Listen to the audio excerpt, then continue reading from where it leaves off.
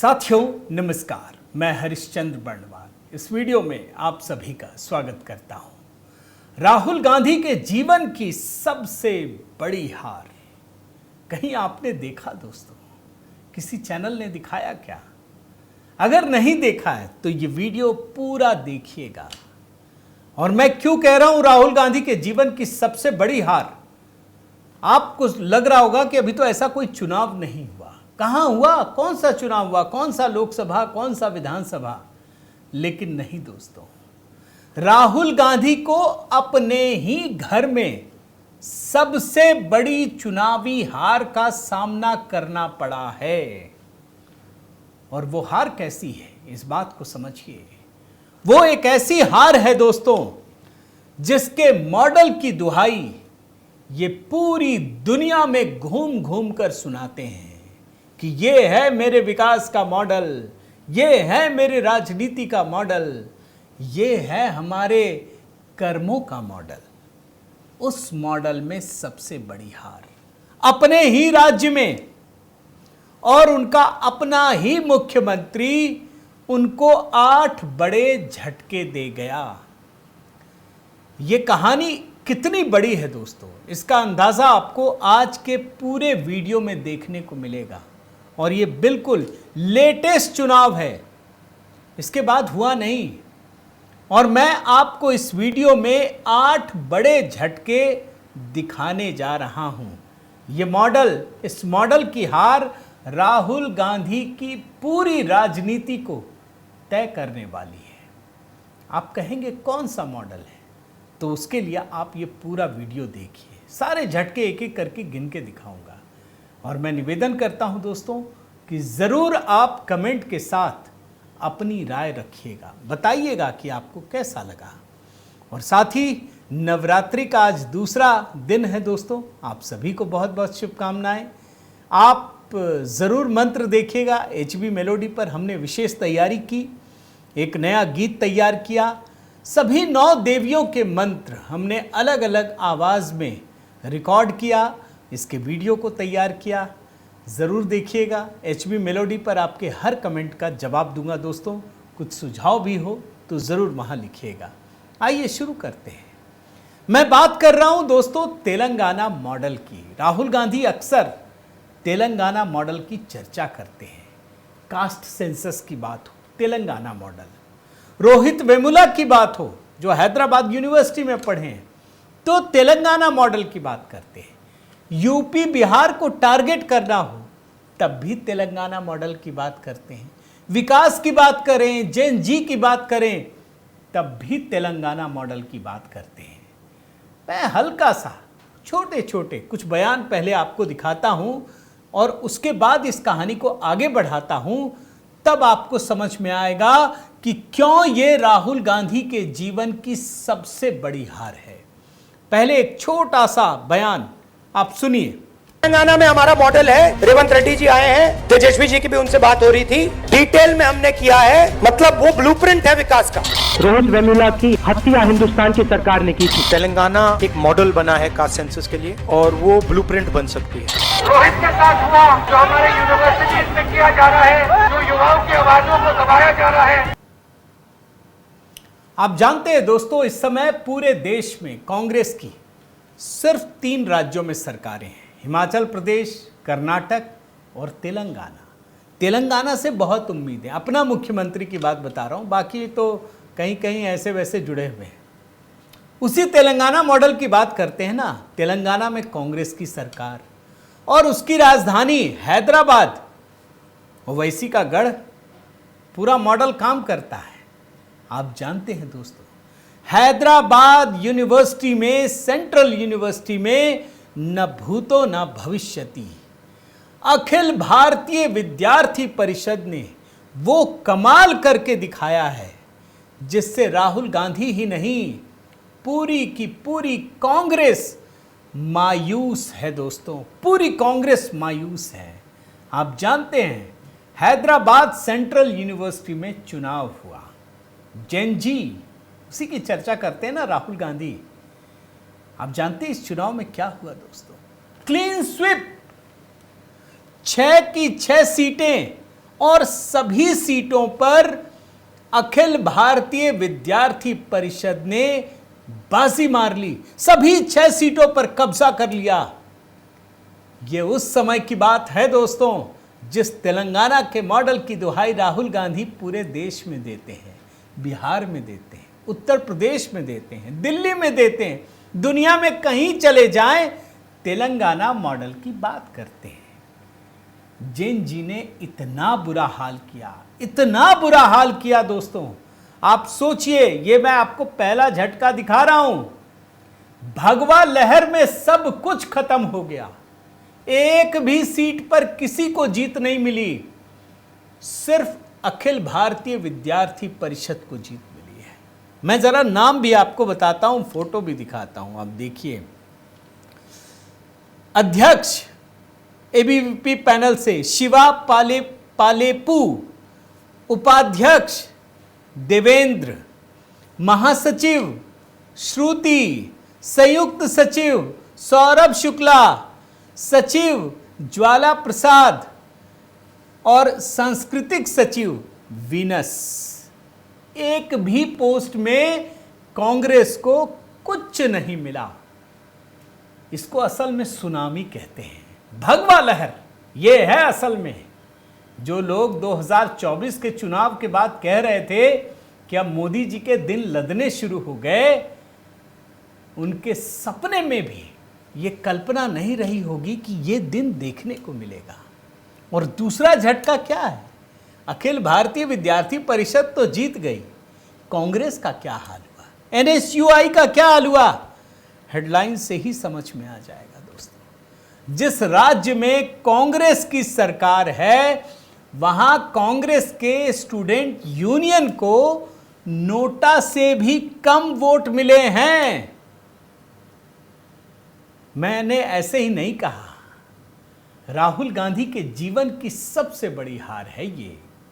Youngster कहते हैं ना खुद को, ये सारे कांग्रेसी उनको युवा नेता घोषित करने में लगे रहते हैं। अरे असली युवाओं ने तो आपका साथ छोड़ दिया, आपको इतना भी वोट नहीं दिया कि आप नोटा से ही ऊपर चले जाएं। ये दूसरा सबसे बड़ा झटका है दोस्तों। आगे बढ़िए, झटका नंबर 3 दिखाता हूं। आजकल तो लेफ्ट संगठन और कांग्रेस में गलबहियां होती है ना दोस्तों। जो वामपंथी संगठन है और एनएसयूआई मतलब कांग्रेस के स्टूडेंट संगठन, दोनों में अंदर ही अंदर इलू इलू चलता है।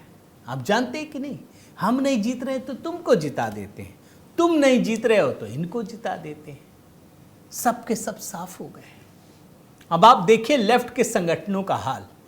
Student federation of India SFI, Bahujan students front BSF, Dalit student union DSU और ट्राइबल स्टूडेंट फोरम टीएसएफ, इन सब की भी एक संयुक्त उम्मीदवार अनन्या दास, उसको कड़े मुकाबले में हराया। ना एनएसयूआई कहीं है, ना लेफ्ट के संगठन कहीं है, सब के सब धाराशायी हो गए। कांग्रेसी कभी कभी ऐसा करते हैं, कोई बात नहीं भाई। बंगाल में क्या हुआ आप जानते हैं ना। कांग्रेस को अपनी हार की चिंता नहीं थी। राहुल गांधी का ये मॉडल है दरअसल कि हमको 0 सीट आए कोई बात नहीं, भाजपा नहीं जीतनी चाहिए, दूसरा जीत जाए उसमें भी जश्न मनाने लगते हैं, आप जानते हैं ना। इसीलिए ये मैं आपको तीसरा झटका दिखा रहा हूं कि वामपंथी स्टूडेंट संगठन, कई सारे संगठन जो मिलकर लड़ रहे थे, वो भी पूरी तरह से साफ हो गए। झटका नंबर 4, मैंने क्यों कहा दोस्तों, इस बात का आप जवाब दीजिएगा, बताइएगा कि क्या ये राहुल गांधी के जीवन की सबसे बड़ी हार है या नहीं है। इस सवाल का जवाब आपको दे रहा हूं। आप जानते हैं दोस्तों, हैदराबाद यूनिवर्सिटी, उसमें पिछले कई वर्षों से वामपंथी, दलित और एनएसयूआई का संगठनों का प्रभुत्व रहा है। 2019 से बात बता रहा हूं, 2019, 22, 23, 24 सब जगह पर एसएफआई, एएसए, डीएसयू, सिर्फ इन्हीं को पद मिल रहे थे। 2019 में अभिषेक नंदन, 2022 में कोई और एबीवीपी कहीं नहीं थी। सब कुछ बदल गया। और ये बदलाव क्यों पड़ा है आप समझिए। जहां कांग्रेस का राज है वहां पर राष्ट्रवादी विचारधारा अब तेजी से आगे बढ़ रही है। युवाओं में राष्ट्रवाद का जोश भरता चला जा रहा है। ये मैं आपको बता रहा हूं। ये झटका नंबर 4 है। और झटका नंबर 5 ये तो सबसे बड़ा है दोस्तों। आप भूल तो नहीं गए, रोहित वेमुला इसी हैदराबाद यूनिवर्सिटी से थे। कैसे राहुल गांधी ने दोस्तों रोहित वेमुला को इतना बड़ा हथियार बनाने की कोशिश की, मानो भारतीय जनता पार्टी के जीवन का या प्रधानमंत्री नरेंद्र मोदी के कार्यकाल का ये कोई बहुत बड़ा गुनाह हो। उस समय भी तेलंगाना में भाजपा की सरकार नहीं थी। रोहित वेमुला दलित भी नहीं थे, बाद में पता चला। लेकिन रोहित वेमुला की आत्महत्या को सीधे प्रधानमंत्री से जोड़ दिया। मैंने आपको शुरू में यह बयान भी दिखा दिया है। रोहित वेमुला की हत्या केंद्र सरकार ने की, यही कहा था ना, आपको सुनाया मैंने। और इस मुद्दे को ठंडा पड़ने नहीं दिया। उनको लग रहा था कि बस कोई हीरा मिल गया है, इसको बस इसी के सहारे तो सब पार हो जाएगा। और आज के दिन में भी दोस्तों मैं आपको बता रहा हूं, तेलंगाना की सरकार को राहुल गांधी ने फोन करके कहा कि आप रोहित वेमुला बिल लाइए। अभी भी चल रहा है। अब ये क्या है मैं आपको बताता हूं। भाई 2016 में पीएचडी कर रहे थे ये हैदराबाद यूनिवर्सिटी में रोहित वेमुला, इन्होंने आत्महत्या कर ली। कर्नाटक सरकार एक बिल लाने जा रही है। इसी बिल के बारे में इन्होंने तीनों मुख्यमंत्री हिमाचल प्रदेश, कर्नाटक और तेलंगाना तीनों को कहा कि आप लाइए। इनका मकसद था कि इसके बहाने बिहार और यूपी में दलित वोटरों पर निशाना साधेंगे। और ये जो प्रस्तावित कानून है क्या है मैं आपको बताता हूं कि उच्च शिक्षा संस्थानों में जातिगत आधार पर कोई भेदभाव ना हो। और इस बिल में क्या किया गया, आपको दंगा वाला जो कानून है आप समझ में आएगा आपको। इस बिल में सामान्य वर्ग के छात्रों को छोड़ करके सभी के लिए, अनुसूचित जाति, जनजाति, अन्य पिछड़ा वर्ग, यहां तक तो चलो फिर भी समझ में आता है, अल्पसंख्यकों के साथ कोई भेदभाव ना हो, ये कानून लाया गया है। और सीधे पुलिस में कंप्लेन। इसका मतलब ये मानकर चल रहे हैं ना कि सामान्य वर्ग का जो विद्यार्थी होगा वो गुनहगार ही होगा, यही मान के ना। आप कल्पना कीजिए, जिस रोहित वेमुला के नाम पर राहुल गांधी ने इतनी बड़ी राजनीति की, बाद में यह भी सामने आ गया कि वो तो दलित था ही नहीं, वो दलित नहीं थे। लेकिन आप सोचिए, उसी यूनिवर्सिटी में चुनाव हुआ। भाई राहुल गांधी को तो जीत मिलनी चाहिए थी। उसी के नाम पर तो बिहार, यूपी और तमाम जगह कर रहे हैं, हार गए। क्लीन स्वीप एबीवीपी की। इसीलिए मैंने कहा दोस्तों, इससे बड़ा झटका उनके लिए कुछ हो ही नहीं सकता। यह है असली झटका। आगे बढ़िए, झटका नंबर 6। ये तो सुनकर और मजा आएगा आपको। भाई ओवैसी साहब, आप जानते हैं ना, बिहार में भी ये लोग बड़ा गठबंधन के लिए मचल रहे थे कि ओवैसी साहब के साथ हो जाए, मुस्लिम वोट इधर उधर ना जाए। ये ओवैसी साहब का गढ़ है दोस्तों, घर है हैदराबाद, वहीं ये यूनिवर्सिटी है, वहां पर एबीवीपी ने कब्जा किया है। और ओवैसी साहब एक जगह कहते हैं कि तेलंगाना के इलेक्शन मैंने 8 जगह किया था, 7 में तो बीआरएस जीती, 1 में कांग्रेस। लेकिन वो बताना भूलते नहीं है कि भाजपा को जीतने नहीं दिया मैंने, चाहे तो कांग्रेस को जिताया या बीआरएस को जिताया। बयान सुनाता हूं आपको, जरा सुनिए। इलेक्शन में 8 मुकामात पर मैं खुद पब्लिक मीटिंग किया था टीआरएस के लिए। 7 जगह पर बीआरएस जीत गई, 1 जगह पर कांग्रेस को, कहीं पर बीजेपी नहीं जीती। तो ये एक इंपॉर्टेंट पॉइंट आपके इत्तला के लिए बोल रहा हूँ। देखा आपने दोस्तों, ओवैसी साहब क्या कह रहे थे। आप कंफ्यूजन में मत रहिए, ये कांग्रेस के खिलाफ है या कांग्रेस वाले इनके खिलाफ है। ये सब मिले हुए, बीआरएस, कांग्रेस, ओवैसी सब मिले हुए, और मिल करके भी सारी सीटें हार गए। कांग्रेस को एक भी सीट नहीं मिली। यह है सबसे बड़ी हार। और आगे बढ़िए, झटका नंबर 7।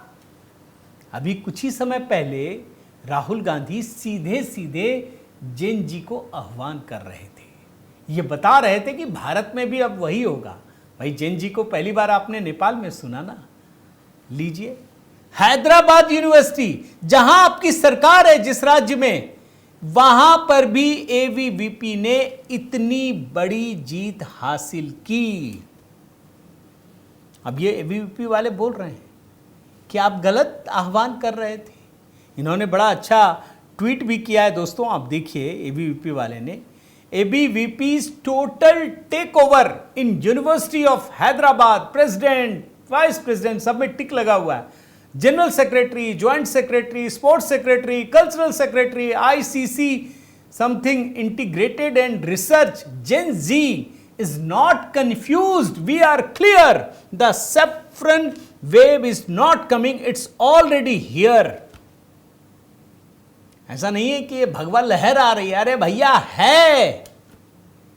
और हैदराबाद में क्या जीत का जश्न मना दोस्तों, आप विजुअल देखिए, क्या जीत का जश्न। नारे लग रहे थे, भाई तुम जो आजादी के लगा रहे थे ये असली आजादी है।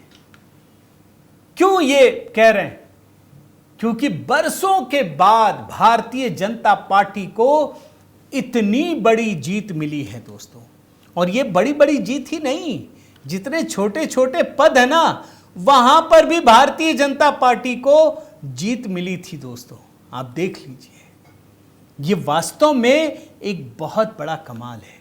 ये वास्तव में कांग्रेस की बड़ी हार है। मैं तो सिर्फ कांग्रेस पे रहता, लेकिन चूंकि राहुल गांधी हर सभाओं में तेलंगाना मॉडल की चर्चा करते हैं, रोहित वेमुला की चर्चा करते हैं, अल्पसंख्यकों की चर्चा करते हैं, और उस गढ़ में जाकर भारतीय जनता पार्टी ने यह कमाल किया है।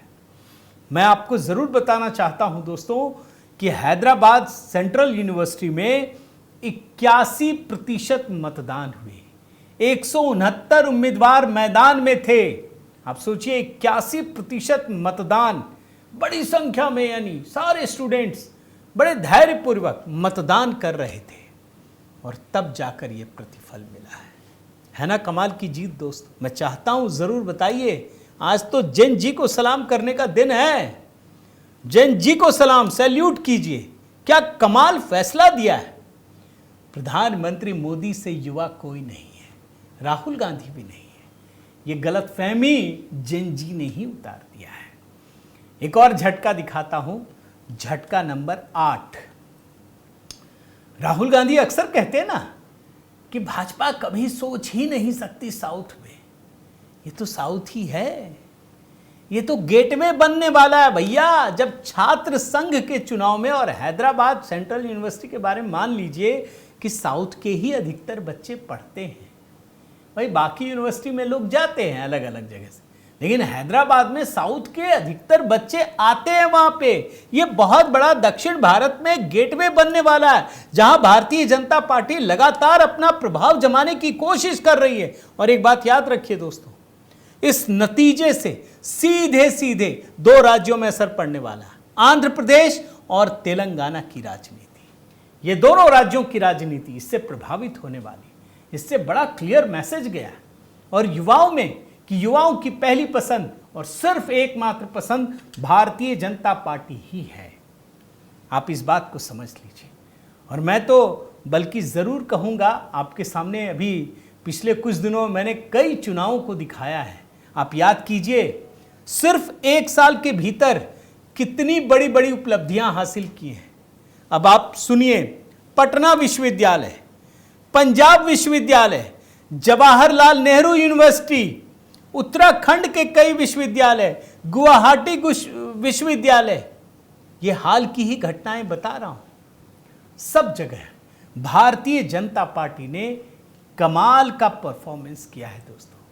बल्कि सही मायने में देखिए तो जेएनयू, भाई जहां तो लाल सलाम का ही सिक्का चलता है, उस जेएनयू में वामपंथियों के गढ़ में भी अभी अप्रैल में दोस्तों एबीवीपी ने गजब की उपलब्धि हासिल की थी।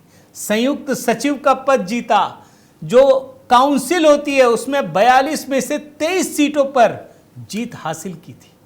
भैया जहां पर एबीवीपी का कोई अस्तित्व ही नहीं था, वहां पर भी अखिल भारतीय विद्यार्थी परिषद ने जीत हासिल की। और तभी मैं कह रहा हूं, राहुल गांधी के जीवन की ये सबसे बड़ी हार है। आपको ये वीडियो कैसा लगा दोस्तों? आप मेरी बातों से कितना सहमत हैं? क्या वास्तव में स्टूडेंट की राजनीति से देश की राजनीति पर गहरा प्रभाव पड़ता है, नहीं पड़ता है? ज़रूर आप अपनी राय रखिएगा।